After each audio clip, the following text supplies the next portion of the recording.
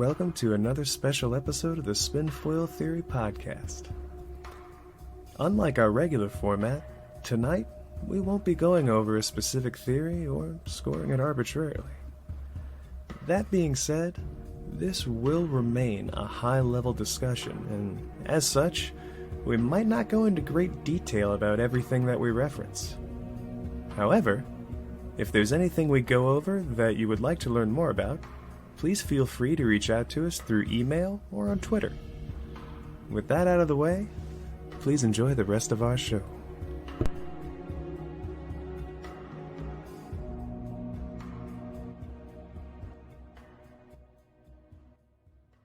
All right.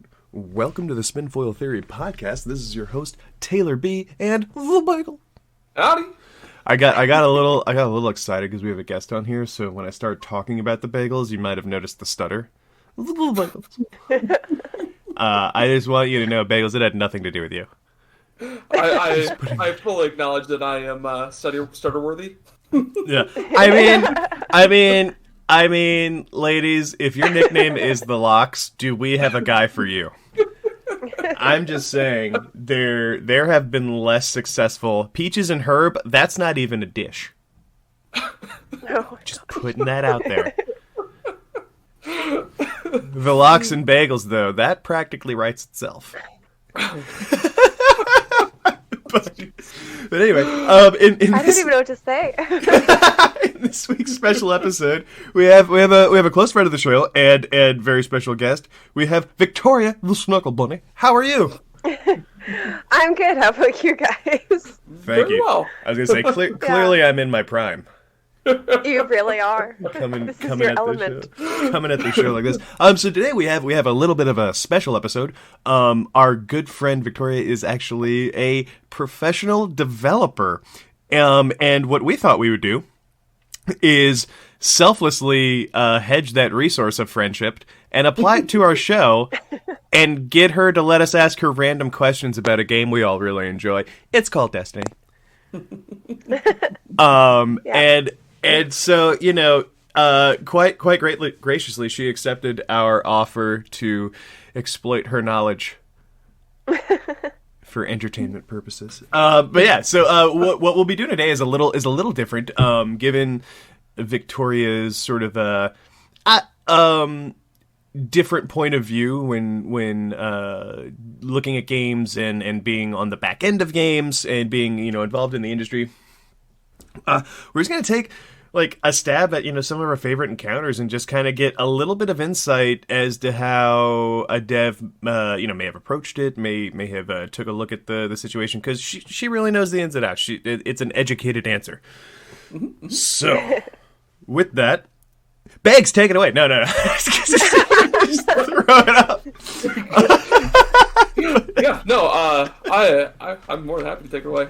Do it. Yeah, so part of what we wanted to focus on was I know Taylor and I had a couple of encounters in mind that we can kind of throw your way and see what your opinion on was right away and see where we kind of go from there. So if you want to, let's start with the prophecy dungeon. I think that's a good place to start as any, because certainly there's some cool design elements and some fantastic at least color schemes and that sort of stuff. Do you think they stood yeah. personally? Yeah. So like, and the best armor came out of there too. So well, that's entirely fair. I really want to know. Do you think when they were building it, they started with the lo-fi beats, or do you think they added the lo-fi beats later? That was probably a later thing. I would have. See, this is why I can't be. I would have started with the lo-fi beats. Just built the entire thing around that. It would have. You would have gone in there. The I have a dream moment. Well, I was gonna say, it's like you would have stepped in the dungeon. You were like, "Wow, this is jaggy and not very well put together. Is that a corner? I don't know." But man, these lo-fi beats is hype. You have no question there. All right, I'm gonna stop being an idiot. Sorry. When you first step into that dungeon, what are your first thoughts about how Bungie might have basically had ideas for something like that, or were they all 80 kids just basically living out of fantasy? Well, it's actually I do want to ask it because Prophecy starts off so differently than some of the others, because you kind of have that central open area in between each part that you do. So yeah, that's a great place to start. Thanks. Thank you, Bakes. Thank you. So yeah, I have to give it to the Bungie team, because each time they release a new dungeon or a raid, it seems to be getting better and better. And especially that helps with the artwork. I find that trying to figure out what you need to do and where you need to be in earlier raids was very obvious, because the artwork made it very clear what you needed to do. With Prophecy, the design of the world and how it looks is, like you said, very 80s arcade, but it's also very how do you put this, like I don't know if you've seen the movie The Cube, but it's an idea that's like an escape. It's a Rubik's Cube, and it keeps moving around and twisting, and you have to find your way to escape. Sounds terrifying. And the Prophecy, sorry, what? That sounds terrifying. It's like a 90s horror, I think. Yeah, late 90s horror. But it's that same kind of idea that you have a path to take. Your path might not be the most direct path to take, but you can get there in different angles and different ways. It's definitely something harder to program than a linear straight, this is where you need to go. So it's very creative that way. But the whole artistic flow to it feels to me a lot like Dreaming City, but on acid. Like, if you lived in the Dreaming City and took acid, you would be in the Prophecy dungeon. I mean, and you know what's really funny about that is there's pieces of other worlds just like plopped into the sand there as you ride around too, and I'm just like, well, all right, if I'm on acid, okay, we're doing this right. We're doing this right. Are those LEDs in the sky? I'm not sure anymore. Got some things. One thing that I would really be curious about from your standpoint, when the encounter is built around sort of like a central area and you go off like at different corners, I think is how it kind of works out to do like another encounter, then you come back. Do you start with, when you're trying to get people to go a specific way in the game? I feel like Bungie does this a lot by like putting things for you to shoot in the way you're supposed to go. Oh. And like how like, yeah, I guess to like finish out my question in a complete sentence. Sorry. It's okay. I knew where you were going. Yeah. How do you guys how do you or how do you think the devs at Bungie took a look at guiding the player without having those Navi moments, you know, like listen. Just listen. Yeah. So yeah. Oh, yeah. This is actually a mechanic that they teach you when you start designing levels, is how to guide a player to a location without putting a giant arrow in the sky.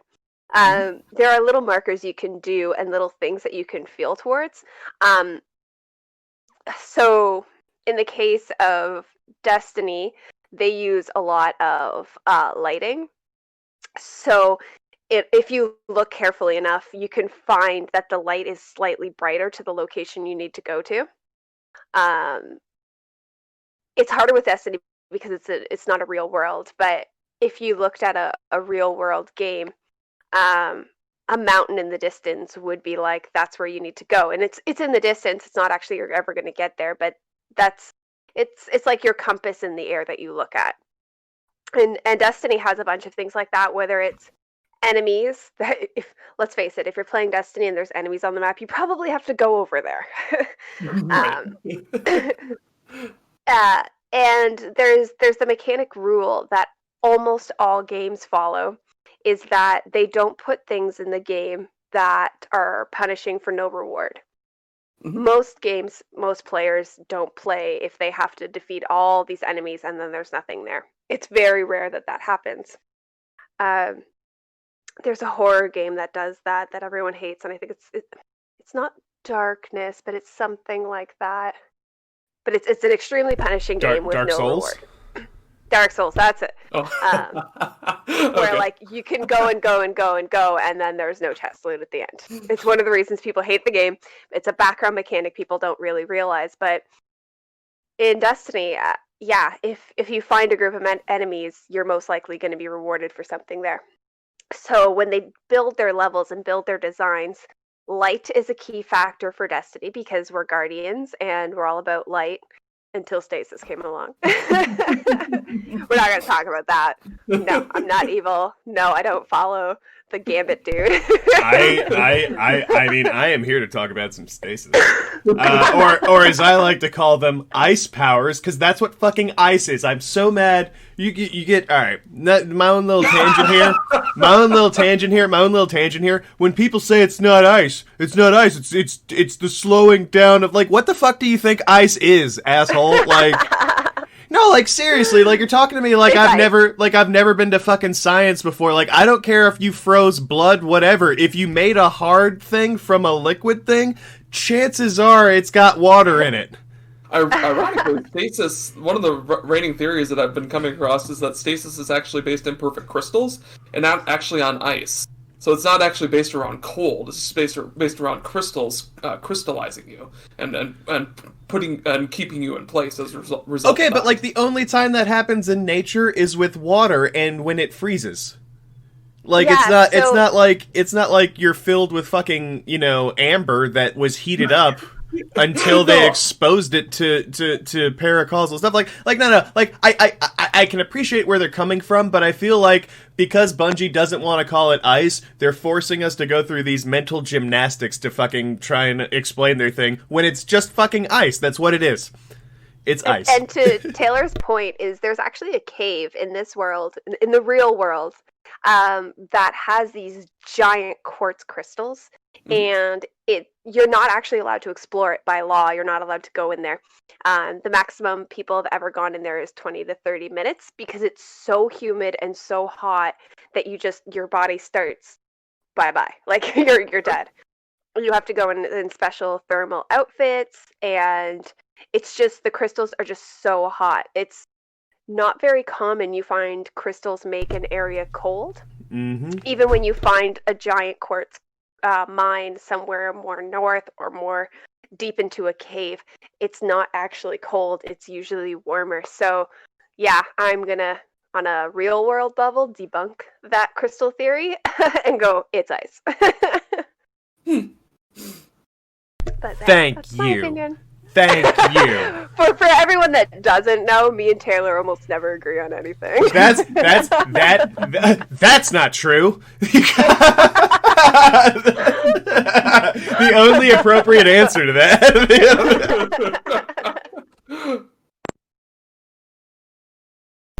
But anyway, sorry, I interrupted you with my silliness and my it's all good. my need to say that it's fucking ice power. No, Taylor, it's not ice power. But I make ice picks and freeze people and then shatter their ice. Taylor, get the fuck off your horse, okay? They're not ice powers. It's called stasis. What does stasis mean? Well, it's where you slow things down by removing the heat. And stasis could just... Yeah, go ahead. No, I'm just being a jerk. I'm just being dumb. Stasis could just be called ice in another world. Like, it's a different universe. People can call things whatever they want. Who's your favorite member of the original X-Men? Stasis Man? There you go. Who was Batman fighting? Mr. Stasis? Yeah. Well, he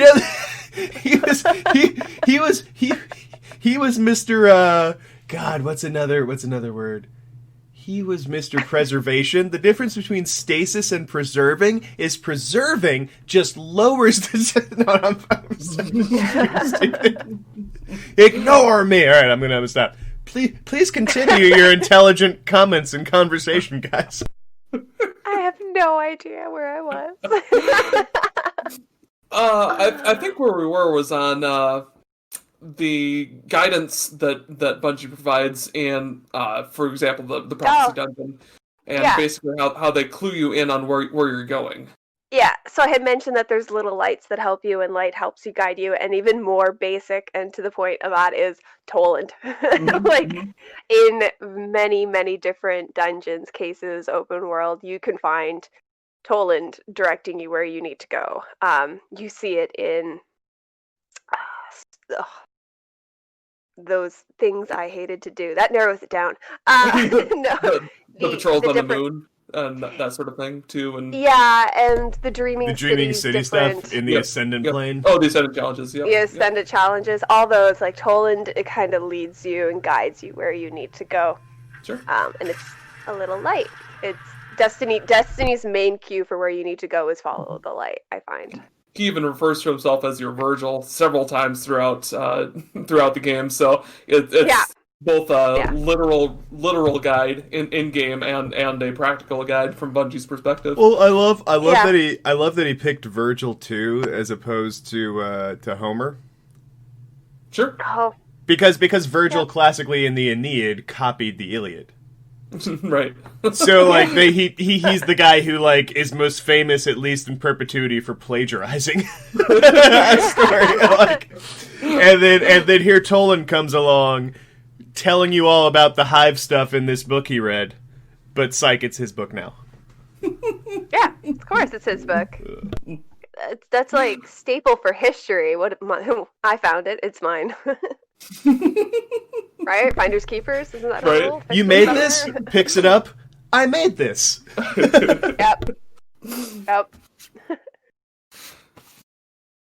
So, yeah, just kind of continuing on the prophecy thought process. Obviously, we've got that big desert area that just kind of exists as kind of a way station between the major aspects of the dungeon, and I really liked the concept of using the planetary locations that were going to be sunset with Beyond Light as a basis there. Titan, Io, I know all up here there, and Mars, of course too. And just do you have any thoughts on that as well? Just how they kind of used the visualization of those planets and how they were being sunset? Sorry.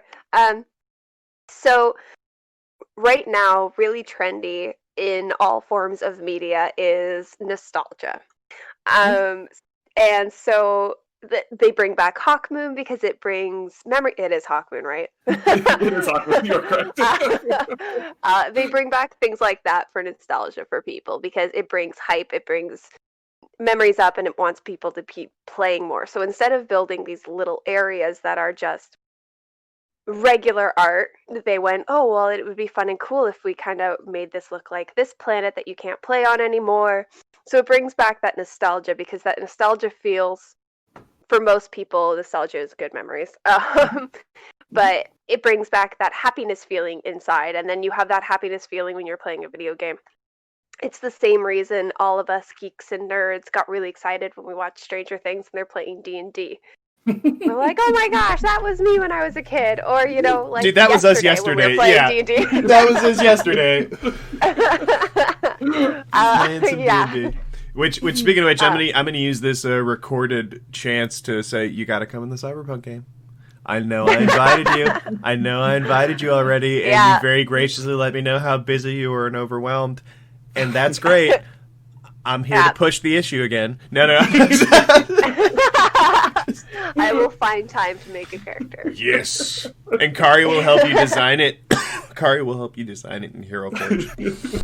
Oh, interesting. Very fun. I don't even know where I was again. Sorry. It's okay. I'm sure this happens a lot, so it's okay. This is why I have to edit almost exclusively because of myself. It's fine. You were talking about nostalgia and bringing back older material. I think specifically talking about Hawkmoon. Yeah. So when they bring back Hawkmoon, they brought back a lot of nostalgia for people, and people got really excited about it. Now, we all know that Quest kind of flopped, and Bungie had to go in and try and make some fixer-uppers because it was pretty much impossible to beat with the player base that we had active at the time. And they have said that they're bringing back Vault of Glass, which was one of people's favorite raids for D1. They're going to bring it back for D2. They're going to make some changes to it, obviously. One of the biggest thing. So, Bagels and I, on New Year's, went back and played Destiny 1 raids. And they're different, and movement is very different. And the biggest difference was you cannot ledge grab. So for D2 players who have never played D1, if you go back and try and play that, it sucks when you're trying to jump on things, and there's a lot of jumping in the raids, and I suck at jumping, period. Just everyone here will back me up on that. I apparently use, so I play Titan, and that was your first mistake for jumping. I just want to say that right there. You should have just known that you had butt farts, and that's how you move around now.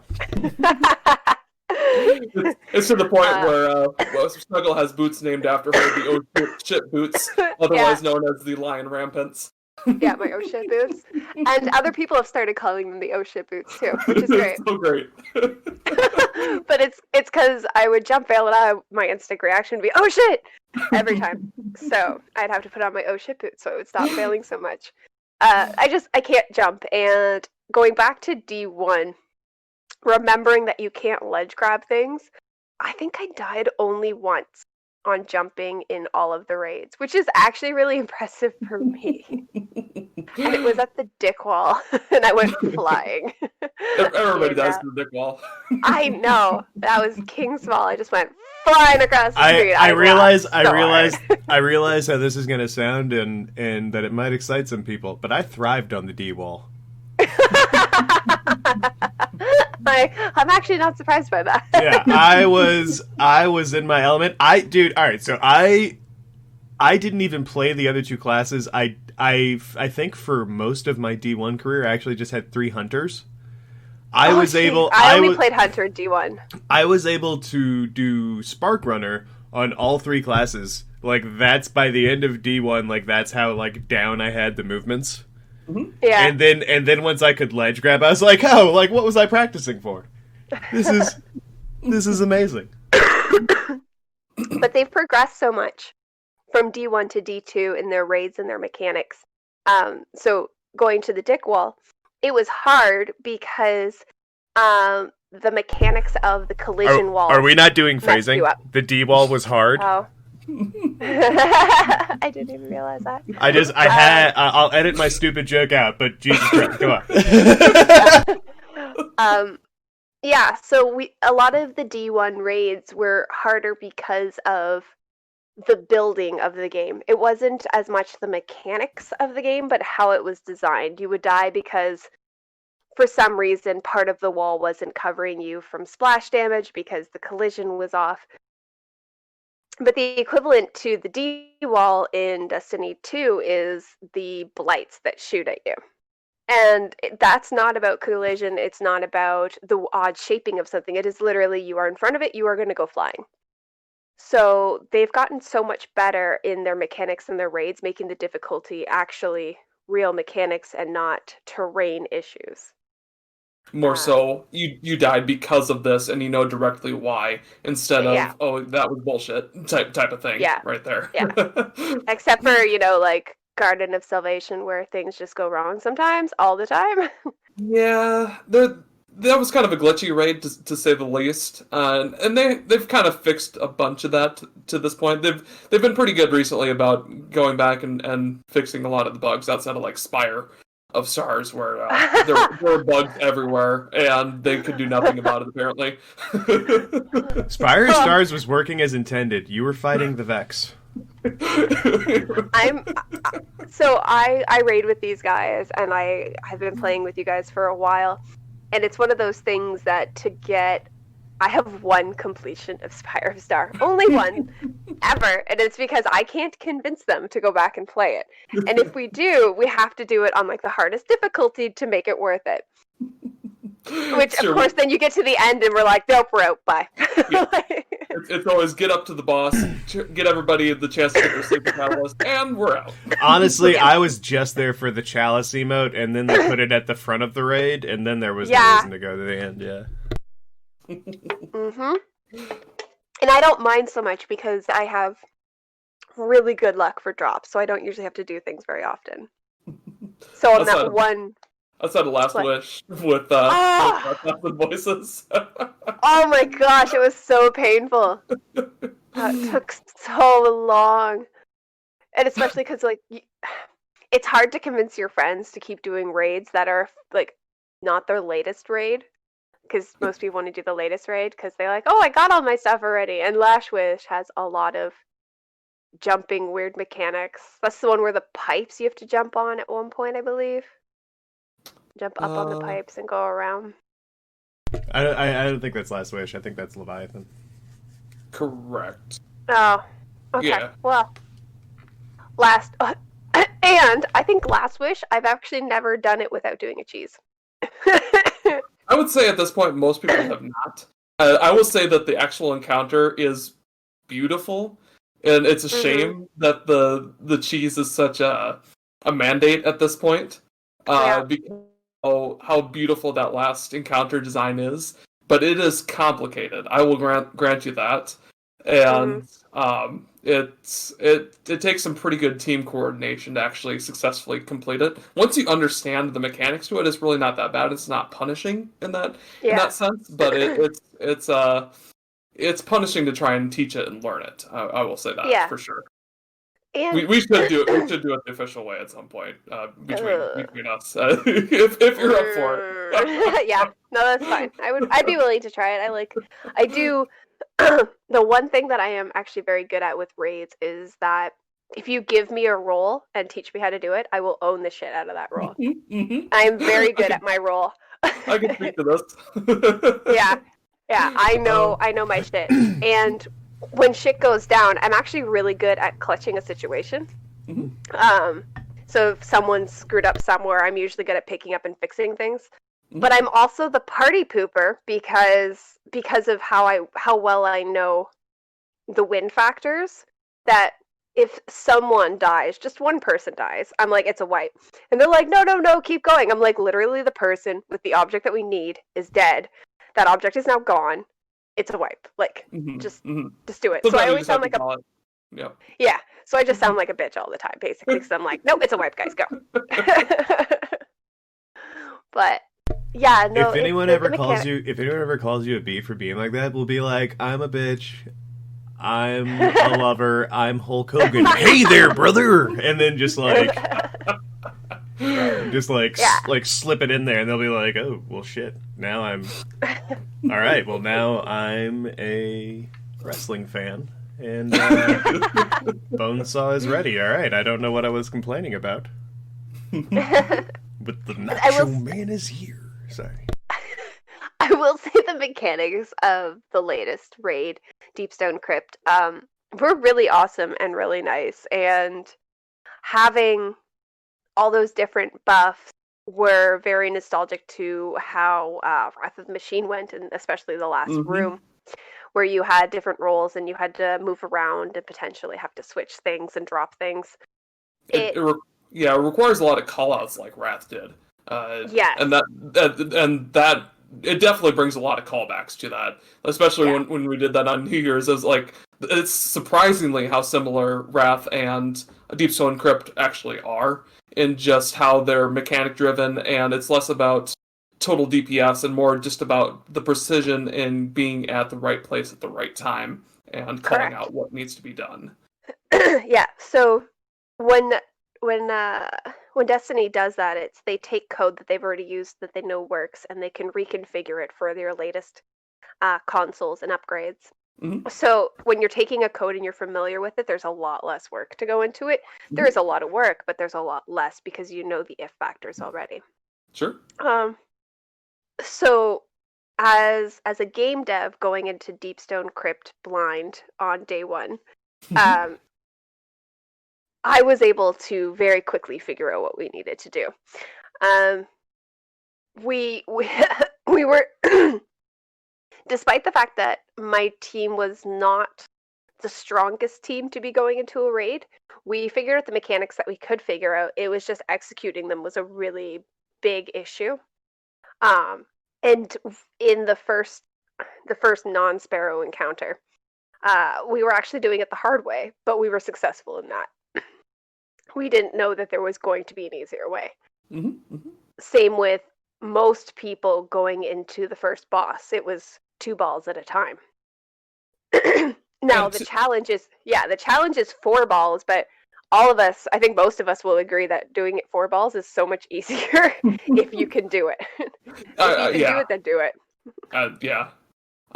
Speaking of the first encounter, one of the brilliances that I find for Bungie in putting together a raid is typically that there are multiple ways that you can complete. And there's always usually a most efficient way, and the way that LFG decides that is the way to do it, and then if you go against that, you are kicked from the party type of situation. But convert or get out. But at the same time, the fact that there are multiple ways that you can get around an encounter and complete it successfully is really nifty, in my opinion. So yeah. Can you wrap our minds around designing encounters that way? I'm kind of curious what your thoughts are like on that. So, from a gaming standpoint, when you design a mechanic, a raid like this, you usually have a base way of doing it. So you have one way that it is designed to work, and that is what pretty much most of your testing is going to be done on, is this way of doing things. And in a game like Destiny 2, where you have so many different supers and so many different jumps and so much different elements to things, you're going to find that other things work easier than others. So a well will keep you safe on a floor that lights up on fire down below, and you might be able to last longer. Or a bubble will keep you safe from lightning falling from the sky. There are so many different factors that they don't factor those in, because it's unfair to expect that to complete this raid, you need a Titan bubble. So you will find that there are different ways to finish things, but the core way of finishing it is one design. And yeah, go ahead. No, go ahead. I was just going to say, that kind of reminds me of D1, where everything was pretty static in how you had to approach things. Like, you pretty much always needed at least a bubble in all encounters in order to successfully complete most of them. I can't think of too many raids without where you did Wrath of the Machine without a bubble in order to defeat the first boss, because it made it almost impossible to two-phase the boss. Basically, you needed that bubble to get the additional DPS out, and so if you didn't have a bubble Titan, it was like, no, this isn't going to happen, sort of thing. But in D2, it seems like there's a lot more flexibility on that sort of element, where you can have whatever classes, and in fact they encourage it via some of the triumphs, having all the same class, that sort of thing. Remember when you would get booted for being a hunter in the raid? Oh yeah. Actually, no. So I guess I had the completely different experience in D1 as everyone else. So I was with a different clan in D1 than you guys, and they had no hunters. No one played hunters. So when I started playing Destiny, I was like, well, what class do I play? They're like, hunter, and I'm like, okay. Oh, like, hunter. Yeah, for what it's worth, like, whenever you went into a raid, if you were doing anything but PvP, I think for most people, they would be like, oh, yeah, no, we want Warlock or Titan, because they either want res, or because there wasn't a well back then, right? So they either wanted resurrection, or they wanted the bubble. And if you didn't do either of those, bye. There was really no reason to bring a hunter into any raid, just because you couldn't do anything. You couldn't even crowd control. And then you brought Dark Below, which being able to hide and stay alive was actually really useful. Even more so than res, because they would just res themselves into a shit ton of thrall. Yeah. We literally had to force a player into playing Titan in D1, so we would have a bubble. Oh, jeez. It was pretty bad. We had only Warlocks and Hunters initially. Oh, wow. Yeah, I literally had the complete opposite. They didn't have any Hunters, and they wanted Tether all the time. So I played like Tether to no end. So yeah, this is before Tether. Once Tether came out, Hunters had utility, but when it was just Gunslinger and the Arc Sword, not Arc Strider, Arcblade, yeah. Why that would be a when problem. it was just those two, that nobody wanted you in the raid because you didn't even have the mask to super soup up Golden Gun at first. Mm-hmm. So you were literally like good in PvP and hiding. Yeah. And so, like, it wasn't until Dark Below that people were like, this guy's really good at fucking hiding. I thought I was pretty good about, like, I can't hide all the time, but maybe when I die, I'm like, oh, psych. But then he comes along and he's like, oh, I punch you, invisible. I hit the ground, invisible. I'm just gonna take a knee, and I'm invisible. Like, I loved E1, and going back for New Year's Eve was so much fun, so much nostalgia, so much going through things and figuring out where your stuff was and what's your best loadout and like why you never got a super. So here's what I noticed, and maybe you can probably give some insight on here. So SRL. I don't know if anyone knows this. No, but like I wrote. I think it might still be up there, but I wrote the one of the original guides for Sparrow Racing League back on Crucible Playbook. I was in the Kells Angels Classic. I got stomped because those guys were really good, but like the guy who stomped me ended up winning, so I don't feel that bad. Yep, there you go. But the game has different physics in SRL than it did in the open world. So your Sparrow was balanced differently. The center of gravity was different. The way it handled was different. And its damage mechanics, what have you, were completely different. Like, one way I said it, like, if you can balance a pen with a cap on it, like, the point of gravity is, like, usually, like, right where the cap meets. Yeah. So it's a little, like, off-center. That's how it is in SRL. Whereas, like, in the open world, it's like you're driving a grocery cart. You have four wheels that all can turn in whatever direction you want to go in, and it'll take you that way. So, and your center of gravity is more dead center as a result. But yeah, like, so, like, why do you think, like, one, what were some reasons maybe that they had to either do a different engine or, like, change the physics for SRL? And, like, how do they even go about that? Like, did they have to rebuild it? Like, I'm so curious. So what they probably did would be they would rewrite the mechanics that work on the Sparrow in the Sparrow Racing, just to make it more dynamic, so that there's more of a variation when you drive your Sparrow. In D2, you can notice this now. If you guys are driving the same Sparrow going through places, you pretty much are neck and neck the entire time. There's no variation unless someone literally drives into a wall. Unless you're Taylor and you put him into a wall. That's true. That happened a couple times with me. I think it was Tech, one of our clan members, but I think it was Tech. He was like, this guy doesn't know how to drive. Like, I don't know how to drive. You're the one in the wall. Yeah, no, that was just the other week, actually. Yeah. Like, I'm ahead of you. I don't know how to drive. What is this? Yeah, I think I drove past him after he said that, too.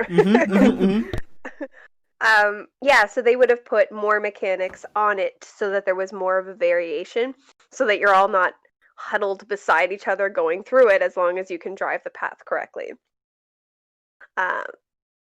So every little, like, whether you're tapping the button for speed, whether you're holding it, whether it's short bursts, those make a giant more of a difference than just when you're on a planet, so that there is a more variation between first, second, third, fourth, fifth, and sixth. I think it was 6, right? That ran 6 or 8. 8. They were 6-man encounters. Yeah, if you got in top 3, it counted as a win. If you got in bottom 3, it counted as a loss. I suck at driving my Sparrow, like absolutely suck at it. And so you signed up for our underground SRL, right? Oh, I'm judging it. You have to. No, I think we might need bodies. If you make me do it, I am literally going. You're going to say on your mark, get set, go, and I'm going to sit there. I mean, I'm gonna drive backwards and then forwards and be like, look, I got first. that's gonna be either the ultimate like gimme win for whoever you get bracketed against, or it's gonna be like the ultimate anime move where they don't understand what happened and then they go off and then you win just because they died or something. Yeah. Default. I was gonna say, create. Don't fall for the anime moves. You've watched too much anime. Yeah, I'm like very highly competitive, so if I have to put myself in situations where I know I'm going to lose, it's not going to go well for me. And all of my D1 Sparrow racing was done by Chris. The Mage Mage. He did it all. I think I tried it a couple times, and I'm like, nope. And then he spent like 2 days doing all of my like triumphs and completions and everything I needed with that, because I was like, nope. For our listeners who don't know, Chris is her significant Otra. Just wanted to put that out there, and our DM. It's true. Yeah, and our DM. He's the reason I started playing Destiny. He's the reason that I got into game development, and there's a lot of funny stories of when I first started playing Destiny with him. I've heard about the stick control. Yeah. I would pretty much only use one joystick, and my thumbs would be all the way up in the air the entire time. I didn't aim for like the first 3 to 6 months of playing Destiny. I didn't use the aim button. I hip fired everything, and I was really good for hip firing. I've never said this. I feel like you picked up Destiny, and the only reference you had was old school Wolfenstein 3D. Oh, jeez. And that was all, like, you were just putting all those skills to use, but that was all you had in your toolkit. You're like, other stick, okay, aiming, not now. Yeah. It was just too much to deal with, too much to like try and figure out. And my thumbs got so sore all the time. Well, yeah, they're up in the air. You got... Yeah. Now my pinkies get sore instead. So a question, kind of going back to Prophecy, the end of yeah. The end of, well, this kind of reminded me of it. So like, sorry if this is like a weird gear shift, everyone. But no, it's fine. But I was actually wondering, go back to Prophecy. So like, speaking of like sort of surprises, you know, at the end of Prophecy where they warp you around and the room mechanics change, like what was once the floor is now like the wall, like etc., and it like rolls around like that. When they build that encounter, like I think like some stuff is obvious. Like obviously, like if all walls of the box are meant to at some point be the floor, then it's got to be designed that way, right? But when they're warping you around, like how do they go about that? Because it always feels like you're off kilter, but then I wonder if it's actually the room that's been shifted, and then my camera's still actually pointing in like the physics engine like the same way it always was. So my theory on that is, and from a mechanic standpoint of how to build that, is it's not the same room that you're always in. I think that when you're going through that phase of everything switching, you're actually just doing a load into a different room. Like it just hides the loading mechanic. Sure. Yeah, because you lose sight at like certain points, and I think that's what it is. That's sneaky. Wait, does that mean we could like drill through like Run DMC into the Aerosmith video? Just like punch through the wall? Sorry, you cut out. I couldn't hear you. Oh, I was like, do you think we could, if they're all separate rooms, maybe next to each other, do you think we could drill through like Run DMC in the Aerosmith video? Just punch through until we're rocking with them? Yeah. Well, that's the way I feel it would work, and unfortunately, until I can get outside of the room, I can't really tell you that. Sure. But I feel like the amount of work that would get to switch all your gravity in a room and change it would be a lot of work. And unfortunately, I haven't seen enough glitches that have to do with gravity to make me think that it's the same room. This is really interesting because that's such like a simple and elegant way to solve it. It reminds me of you know how like ray tracing's the big thing now? Yeah. I was reading an article about how they did reflections back on like the Dreamcast and much like weaker machines. And it was basically they just loaded the sprite twice with reverse mechanics. Mm-hmm. Yeah, that's why you don't see mirrors in older games. Mm-hmm. Yeah, but it was like in Shenmue, there's like all these different scenes where like the floor is mirrored because you're in like a really posh place with like some like granite and shit, right? And you have a reflection, and they go back. They're like, "No, we just loaded your sprite twice." Yep. And it's just on exactly the other side of the room, like mirroring your actions, and I'm just like, ah! Yeah, I learned that when I played Fallout a lot, because their mirrors are all broken or really dusty, and I was getting really frustrated. I'm like, why can't I ever see a reflection in anything unless it's a cutscene? I could only see things in cutscenes. It wasn't until, Bethesda again, actually, that I played Prey. And you have so many reflections everywhere. You have it in the glass, you have it in the mirror, you have everywhere, and you're just like, oh. And then when you're a designer, the most powerful thing on your screen is always your player in most games. So it's the most engine-heavy thing. And so every time you do a reflection, that's a lot to load. That's a lot of, how do I put this for you guys? Like a lot of, because there's a lot of different, a lot of different things that go into your face and all the, it's called faces. Oddly, it's called faces. Great, so I shouldn't get defensive and say a lot. I shouldn't get defensive and be like, a lot of things go into your face. Yeah. Sorry. Like Lego characters will have a lot of less faces because they're square. Mm-hmm. When you have to start rounding things that you have to make, it's like taking a net, right? And you wrap it around your skin. That's basically your faces. And the more holes that you have, the more of a smooth, rounded shape you can get. Whereas if you have less holes, then it's flat. So a box will have less faces than a sphere, significantly less faces. Sure. And the more faces you load, the slower your engine's going to run. So when they start putting more and more characters into things, the engine will start chugging.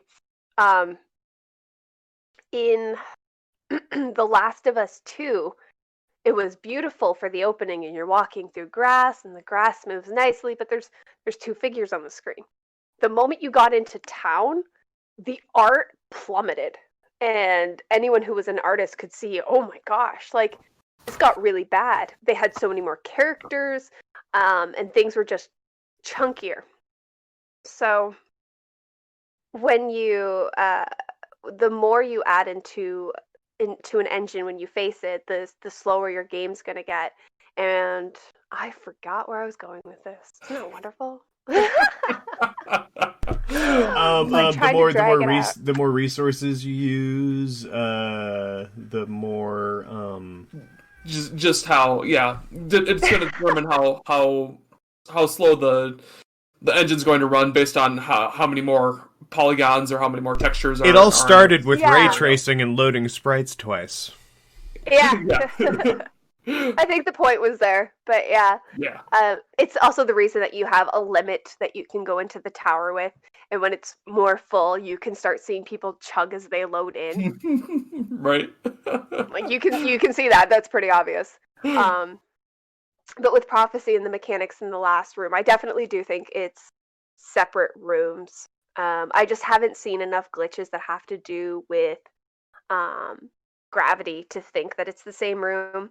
Now, there's always going to be glitches in everything, no matter what, no matter how perfect you make a game. But the fact that is such a huge mechanic in that room, and I have not seen a gravity glitch where someone got stuck to a wall somewhere else, that it makes me believe that they're separate rooms. That entirely makes sense. I too have not seen anything to make me think otherwise in that same vein. Yeah. That's how I feel it works. I think I really want to round off here with a question about the thoughts that tend to go into everyone's favorite point of contention, I feel like. Loot tables. Loot tables. Now, what kind of maths are they doing to keep me from the Raid rocket launcher, and who do I have to punch? Who do I have to punch? Yeah. So this is great about loot tables. And with I have to deal with the same kind of math with the video game I make with Connect Play. Trying to balance those is really, really hard because it's if a loot drop, say the rocket is 5%, I'm actually not sure what it is, but if it was 5%, it means every time you go into the raid and you complete it, you have 5% chance of getting it. Mm-hmm. That doesn't mean when you do it again, it's now 10% or 15. It does not increase. So every time you do it, you have 5% drop rate.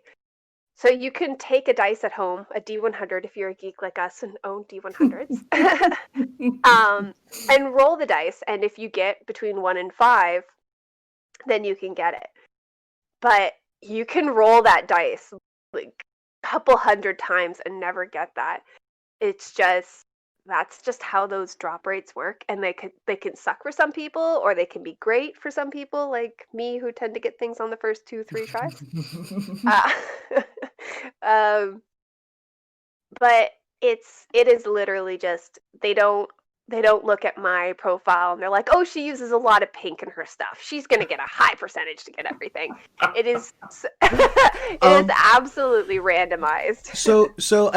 I know that's how they typically do it, but I also know for other drops in I think specifically like Anarchy and stuff like that, they did have a graduating percentage for based on completions, if I recall correctly. Bagels, feel free to stop me. You are correct, and I think the Raid rocket launcher does have that factored in as well. I don't know what the exact percentage is. But so how does that do? I guess where I'm going with my question here is when you have situations like that, is that like they track it to your account? Is that like a local thing that like the game reads from the server side and is like, oh, okay, like tweak? So I had a huge discussion with my partner about this, and a lot of it was like, what if this? What if this? What if this? Because I am not a strong player and I die quite often. And we were thinking about how they program the mechanic for flawless raid run. Okay? Mm-hmm. So if there's so many factors to this. Is it tied to your account? Is it tied to your character? Is it tied to a cloud? Is it like there? Depending on how they track it, and without me looking at the programming, I can't tell you that. The reason I had these questions come up is because can you go through the entire raid on your hunter, get to the last encounter, switch to your Titan and complete it on your Titan and it still count? Well, if that's true, then can you bring in another player? Like how is this tracked? How are they tracking these being done? Is it your character? Is it your account? There's so much to it. Is it one of those? And so I know Bagels has told me you can kick people in the middle of a raid and they can come back. So it's not staying inside the raid either. So it's not like one of those, it's a full written code you have to stay inside because people disconnect. It happens. I do remember in D1, I think this lends to like the local tracking a little bit more, just because remember in D1 you could actually like disconnect from the internet briefly and cheat. I think it was Crota. Yeah. He was like, hold on, I'm just gonna disconnect my LAN cable, like pop. Like, be right back, everyone. Like, and yeah, so like that makes me think the data's a little more local, like from where like the game is running it standpoint, or at least in D1, right? At least back then. Yeah. So I haven't done enough research into flawless runs and how they're done and how people have completed it. I'd be curious to know if you can switch characters in the last. So for you guys trying to do flawless last night, I was like, okay, well, what if they switch characters? Can it still count for them? If it tracks per account, can they hypothetically get 3 flawless runs with different characters then?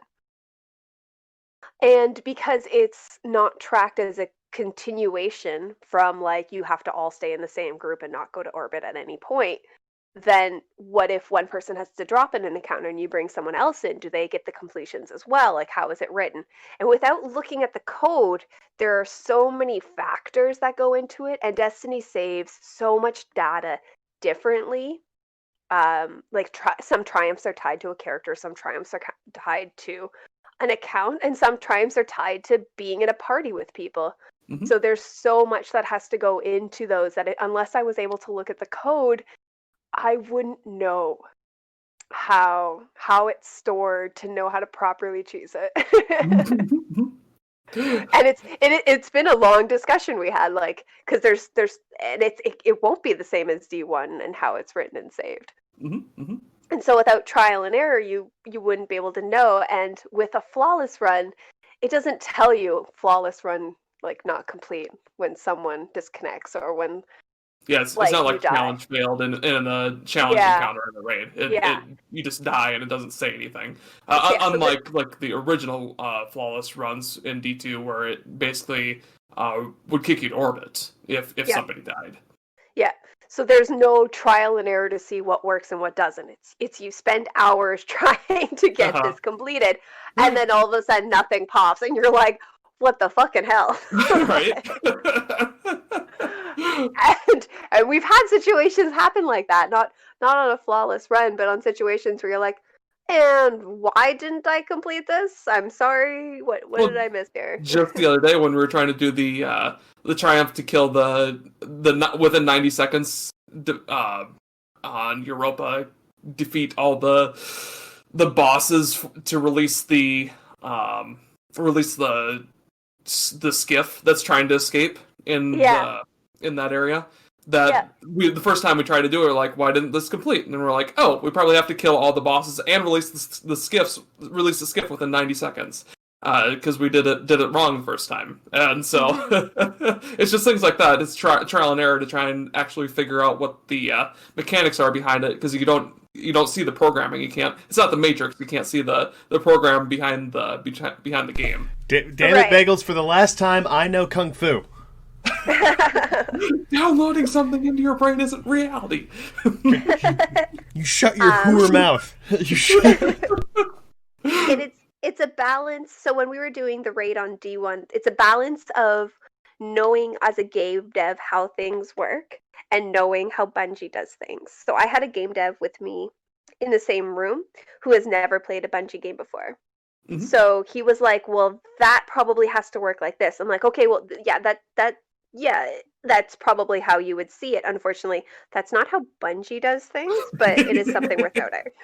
Like, Bungie has their own way of doing, like, raids and mechanics and things like that. So little things like noticing at some point that is such a big thing for Bungie, is the music. If the music changes, you have to change something. Absolutely.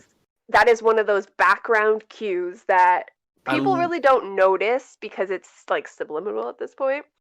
I love those audio cues. They're fantastic in several of the raid encounters. Yeah, it's one of the only times I turn my sound on. What really comes to mind is like the Crota encounter, when the music picks up when you pick up the sword, and you're like, oh my god, this is getting exciting. It just builds right into the moment, and you can feel the like the power of the sword essentially at that moment.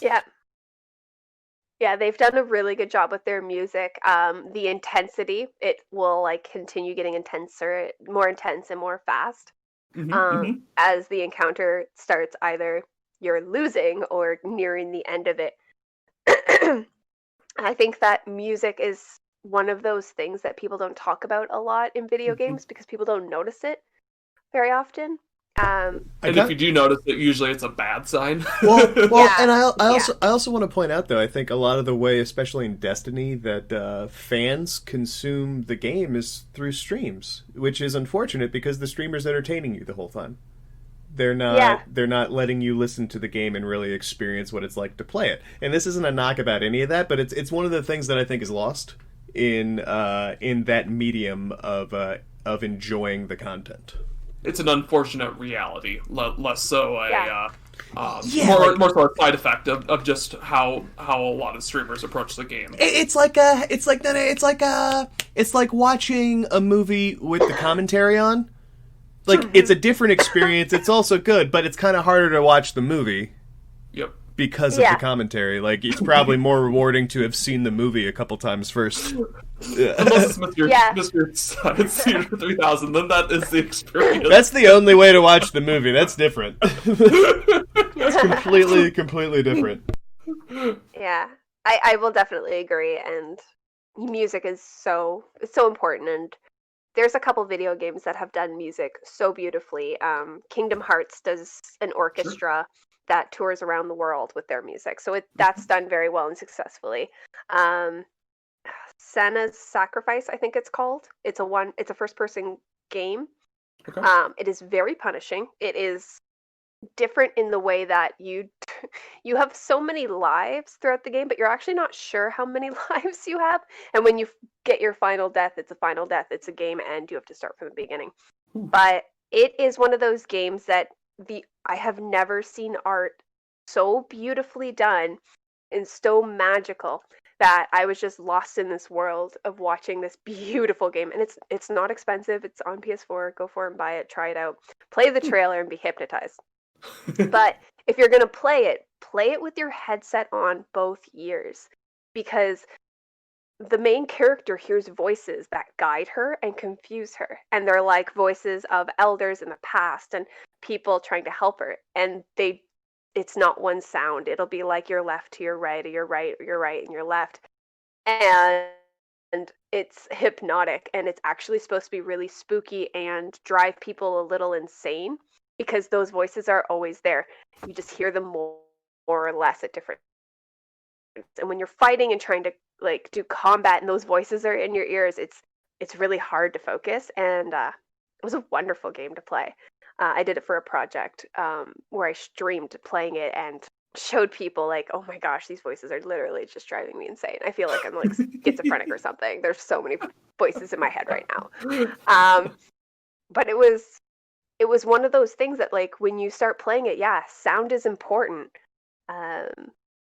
Outlast does that really well, too. They have a heartbeat. When monsters are around, that heartbeat elevates so that your heartbeat elevates. And it gets intense if you do it that way. If you play it with the sound off, it's a breeze. But if you play it the way it's intended with that sound, it's a whole different game. Yeah. Music is... You can do a whole podcast on music. That's entirely fair. Yeah.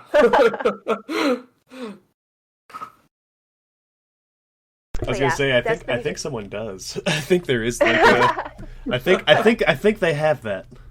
Yep. I wouldn't be surprised. So much goes into sound, and it's so people don't think about it. They don't appreciate it. But when you take that sound away from a video game, it's not the same anymore. Mm-hmm.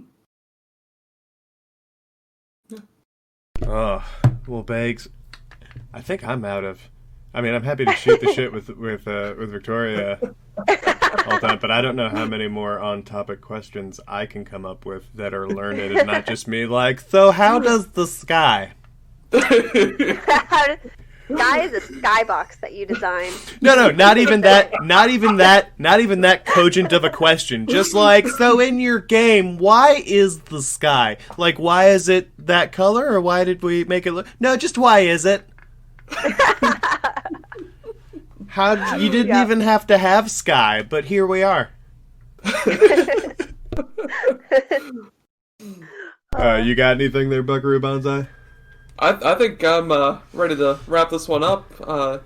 So, Victoria, we usually ask where to find you and Twitter handles and the such forth. Oh yeah. Okay, so where can your new fans find you? I have new fans. Oh, yay. So I'm on Twitter for Victoria at Canuck Play.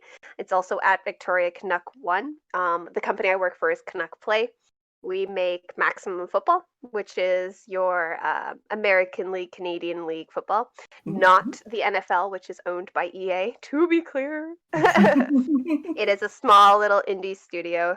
And I'm also on Instagram, which is at Victoria Budding. Budding is spelled Buding, not two Ds. Besides being a game dev and a gamer in like every form, I'm a gamer, I feel like. Whether it's tabletop gaming or gaming on your console. I'm also a cosplayer, and so I do a lot of cosplay. And some of my gaming stuff will be on my Instagram page along with my cosplay. So I'm just your all-around big geek nerd. Yeah, this is facts. These is facts. Well, thank you so much for being on our show with us and coming to hang out. I know we just spent like 5 hours talking at each other just yesterday. Yeah. And you came back for more. So. Well, being on your podcast is like just hanging out with you guys and talking stuff. The only thing is I talked more usually this time. Normally it's just Taylor and Bagels going back and forth and being like, okay, yeah, sounds about right. That's how we get you. We set you up. We're like, they're just gonna talk the whole time because they're so boisterous. And I think that Taylor one might have an issue with not. I think he just waits to talk. But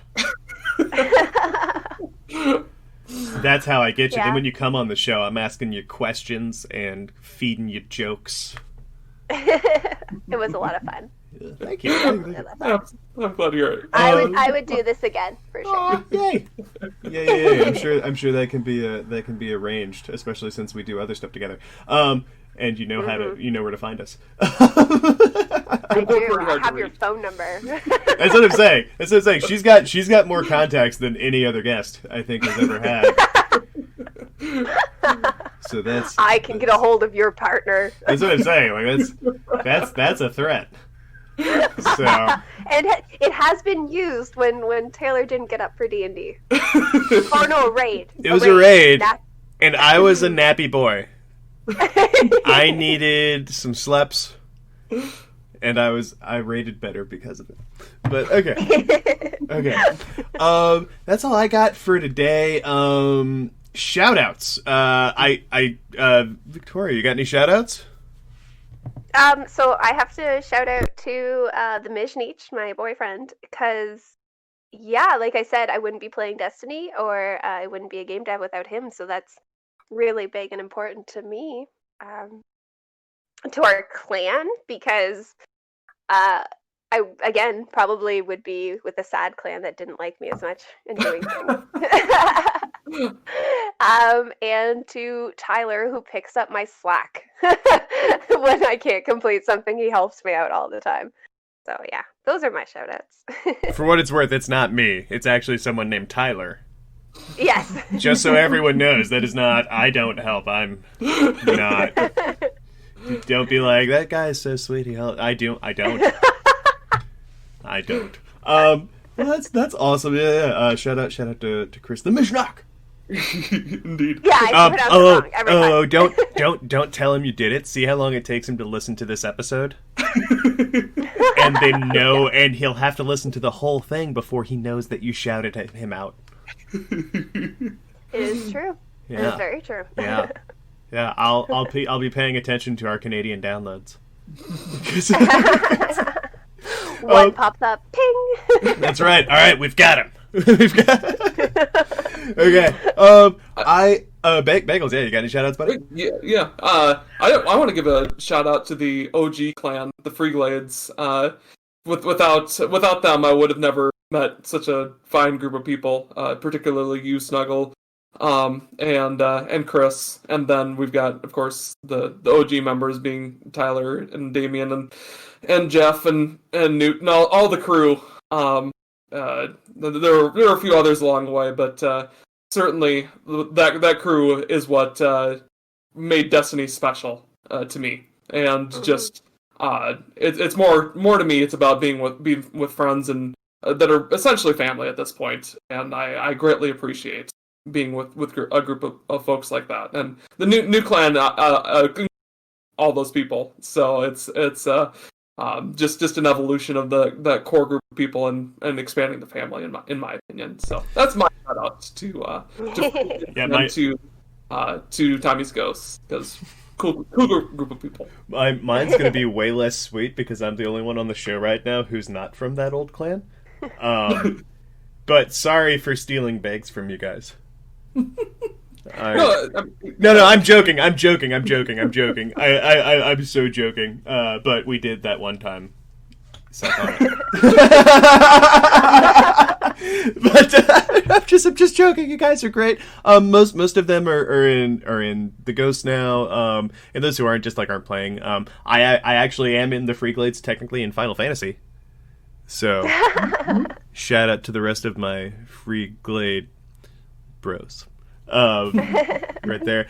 Just a little more personal shout out, I think, from me this week. I'm going to give a shout out to everyone here in sharing in this lockdown with me. It's like being in your own little island here in DC, leading up to inauguration, after what's already happened with insurrections and attempts at the Capitol here. So it's a really interesting time to be alive. There's National Guards down the streets, and you can't really drive anywhere, but.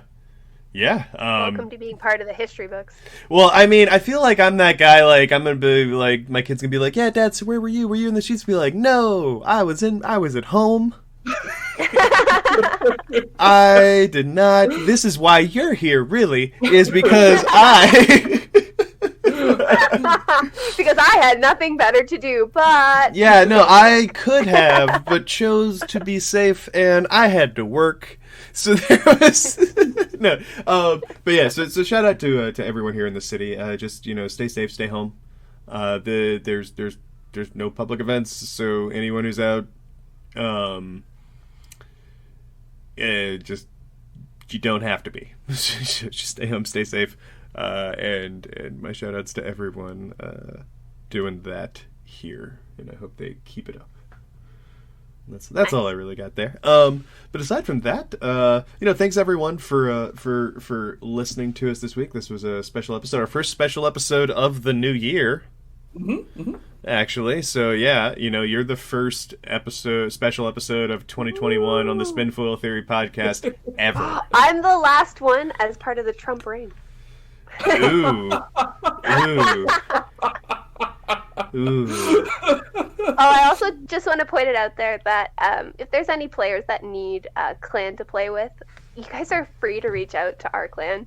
We're not like one of those like high and mighty people. Bagels pretty much Sherpas all of us through everything. So if you need to learn something, he's a does a good job of that.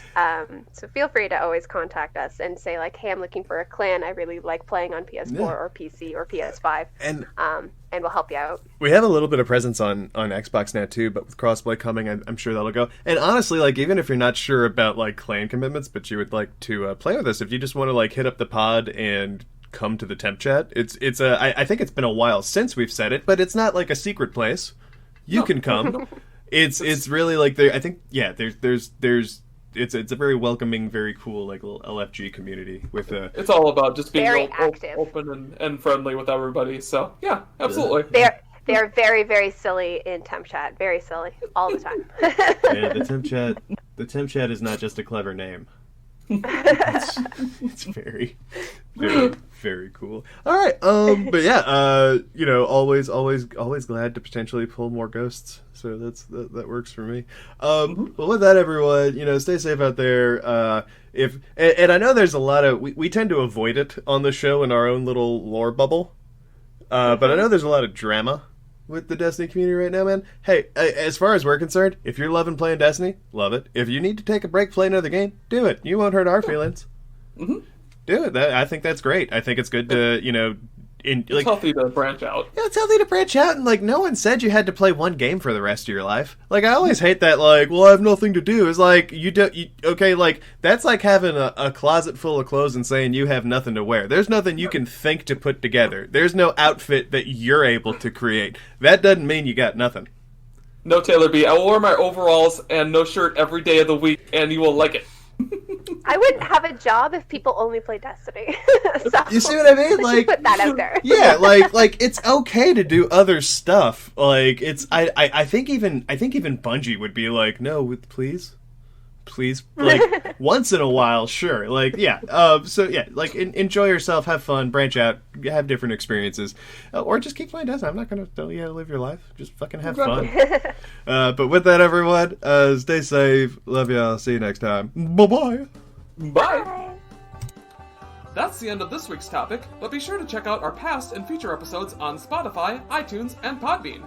If you have any questions about this week's topic, want to discuss Destiny lore with us, or if you just feel like reaching out to us, you can find us on Twitter at Spinfoil Theory, or you can email us via spinfoiltheory@gmail.com. Thanks for listening!